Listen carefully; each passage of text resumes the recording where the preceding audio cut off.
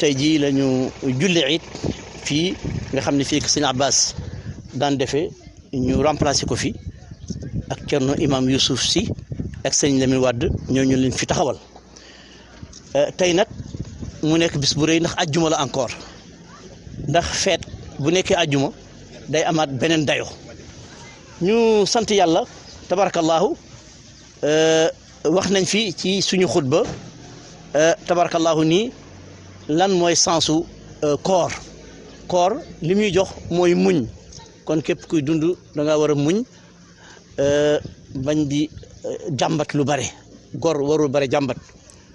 koor daf ñuy jàngal dégg nga tabe ndax koor gis ngeen ni nit ñi di tabe dégg nga ci koor daf ñuy jàngal bëgg naafila gis ngeen ni nit ñi di naafila ci koor gis ngeen itam ñu wax murum koor li ñu jublu ci murum koor mooy booy joxe yàlla àqam ba pare da ngay ëlbatiku nag dégg nga ni sama ndeyjoor sama càmmoñ ñoom day waruma suur ñuy xiif waruma mandi ñuy mar loolu moo ñu ko jox waaye itam ci biir xutba bi wax nañ fi boo joxee yàlla àqam ba pare da nga ëlbatiku nag jox ko sa ay waajur ndax sa ay waajur kat sallallahu alayhi wa sallam nee na say waajur bu ñu kontaanul ci yow doo am àddina doo am alaxira say waajur bu ñu kontaanee ci yow nag da nga am àddina da nga am alaxira wax nañ fi itam tabarakallahu affaire xale yi maanaam éducation mooy bopp réew éducation mooy bopp réew dëgg la sëriñ daara yi dañ leen gërëm ndax ñoo fi taxawal alxuraan waaye tamit waruñu camper rek dem fu ne nga jëli fa ay xaleel dégg nga tàggat leen di leen laaj ay 1000 francs ak 500 dégg nga ci garage yi ñu jóge fa jànge fa bandi loolu islam dafa condamné loolu islam mosu ko nangu ci àddina moo tax war nañ ko xoolaat dégg nga bu baax a baax ñaareel ba itam aide yi ñuy joxe am na sax nuñ ko tuddee xamatuma ko dégg nga di ko joxe yenn néew ju doole yi war nañ ko seet ay daara ni leen nag condition bi mooy seen taalibe yi du ñu yalwaan condition bi ñu jox leen aide yooyu loolu wax nañ ko dégg nga ci biir xutba bi wax nañ ci xutba bi itam tabarakallahu ni nga xamee ni kilifa waxuma la sax kilifa ñun dañu bëgg ku ñu sàmmal dégg nga suñu alxuraan bi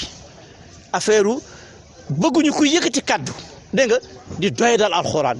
loolu ku yëkkati kaddu doy dal alxuraan boo bañee ak boo bëggee yëpp ñun daañu la doy dal dégg nga képp koo xam da nga yëkkati kaddu jëme ko sallallahu alayhi wa sallam dégg nga ñun lu ñu mën a muñ dégg nga daañu taxaw dégg nga doy dal boo doy dal daañu la doy dal bu ko raw ku yëkkati kaddu jëme ko ca yonent yi fi jaaroon laa wax dégg nga loolu dootuñu ko permettre nag kenn moo xam politicien la moo xam ku mën doon dégg nga xoola waxuma la sax sallallahu alayhi wa sallam mais yeneen diina yi sax ku leen laal parce que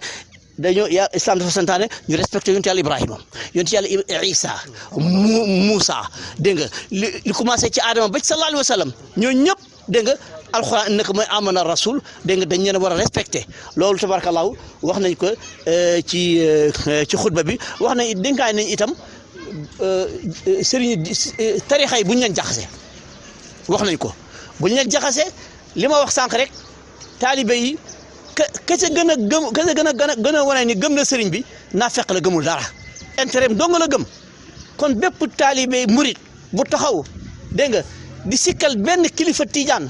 na nga xam ne naa fekk la sëñ Tuubaa kontaanu ci moom yonent bi kontaanu ci moom yàlla kontaanu ci moom waaye itam bépp tijaan boo xam ni yëkkati na kàddoom jëmee ko ci kilifa murit wala kilifa gummanti doon na xam ni bis boobu génne ci tarixa tijaan Cheikh Ahmad Tijaan dàq na ko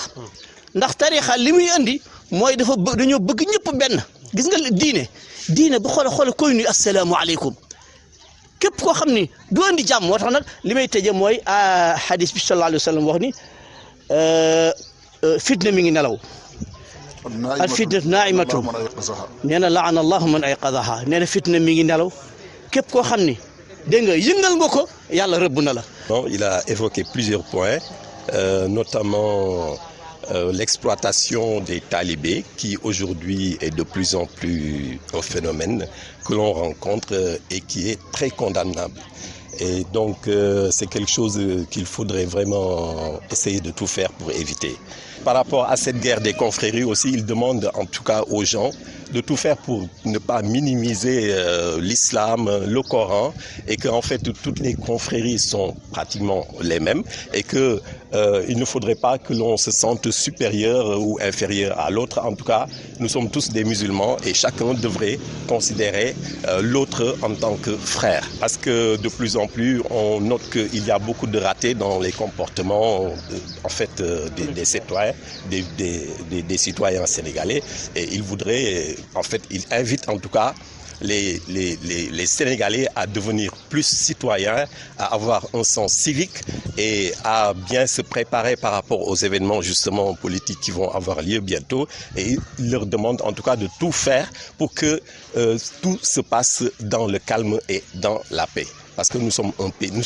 sommes indivisibles et donc nous devrions tous être unis devant tout événement, en tout cas politique, religieux, etc.